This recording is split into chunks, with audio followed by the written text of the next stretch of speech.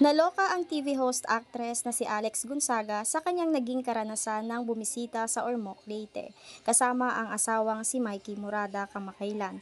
Sa kanyang Instagram post ay ibinahagi niya ang isang video kung saan talagang dinumog sila ng madlang people nang dumalo ang mga ito sa isang event. Habang naglalakad ay todo kaway at all smiles pang bumabati si Alex nang biglang may dumakma sa kaliwang dibdib niya.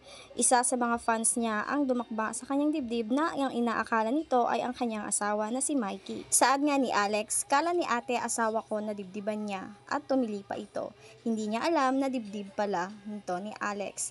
Chika pa niya sa caption, "The story of my life as a flat girl." Narito naman ang mga comment ng kanyang mga fans. "This is unbelievable. This is not a funny matter at all. I hope they reprimand and sanction the person who did this to you, Alex.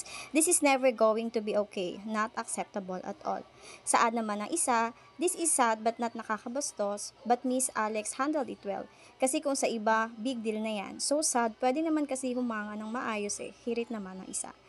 Naiintindihan naman ng bunsong Gonzaga ang sentimento ng mga netizens.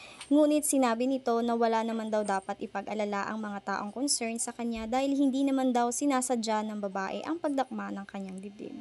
Sa inyong mga netizens, ano ang inyong sentimento? For more chika, wag mong kalimutan na mag-follow, like, and share for more videos.